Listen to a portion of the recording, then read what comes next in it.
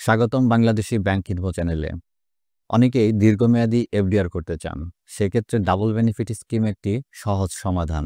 বর্তমানে কোন ব্যাংক কত বছরে ডাবল দিচ্ছে সে বিষয়ে আজকের আমাদের এই ভিডিও। তো চলুন শুরু করা যাক। পূবালী ব্যাংক পিএলসিতে 9 বছর, উত্তরা ব্যাংক পিএলসি 12 বছর, এবি ব্যাংক পিএলসি 5 বছর 6 মাস, ইউনাইটেড কমার্শিয়াল ব্যাংক পিএলসি 5 বছর 6 মাস, এনসিসি ব্যাংক পিএলসি 6 বছর 11 মাস, ঢাকা ব্যাংক পিএলসি 7 বছর 11 মাস,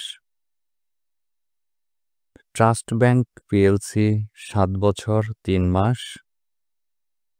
মার্কেন্টাইল ব্যাংক পিএলসি 10 বছর, যমুনা ব্যাংক পিএলসি 7 বছর 9 মাস, বাংলাদেশ কৃষি ব্যাংক 8 বছর, অগ্রণী ব্যাংক পিএলসি 15 বছর, রূপালী ব্যাংক পিএলসি 10 বছর, বেসিক ব্যাংক পিএলসি 10 বছর। ওয়ান ব্যাংক পিএলসিতে দ্বিগুণ হতে সময় লাগবে 5 বছর 6 মাস এবং 3 গুণ হতে সময় লাগবে 8 বছর 9 মাস। ইস্টার্ন ব্যাংক পিএলসির নিয়ম একটু ভিন্ন। এখানে সর্বনিম্ন 5 লক্ষ টাকা জমা দিতে হবে। আপনি যদি 4 বছরে টাকা ডাবল করতে চান সেক্ষেত্রে আপনার প্রতি মাসে আরও 4,400 টাকা করে জমা দিতে হবে। আর যদি 6 বছরে ডাবল করতে চান সেক্ষেত্রে প্রতি মাসে আরও 1,000 টাকা করে জমা দিতে হবে।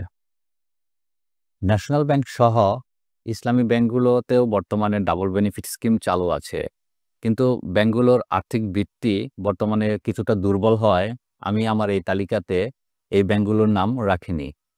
তাই সার্বিক বিষয় বিবেচনা করে আপনারাই নির্ধারণ করবেন কোন ব্যাংক বর্তমানে ডাবল বেনিফিট স্কিমে সেরা।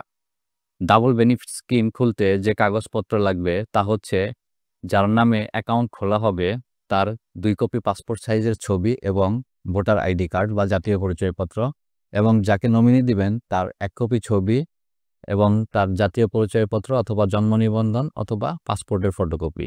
ডাবল বেনিফিট স্কিম আপনি যে ব্যাংকেই করেন না কেন, ডাবল বেনিফিট স্কিমের বিপরীতে আপনি যে কোনো সময়ই স্বল্প সময়ের জন্য লোন নিতে পারবেন। ডাবল বেনিফিট স্কিম সম্পর্কে যদি আপনার আরও কোনো কিছু জানার থাকে তবে কমেন্ট বক্সে কমেন্ট করতে পারেন। ভিডিওটি ভালো লাগলে লাইক করতে পারেন এবং এ ধরনের ইনফরমেটিভ ভিডিও আরও দেখতে চাইলে চ্যানেলটি সাবস্ক্রাইব করে রাখতে পারেন। আজকের মতো বিদায় নিচ্ছি, ভালো থাকবেন।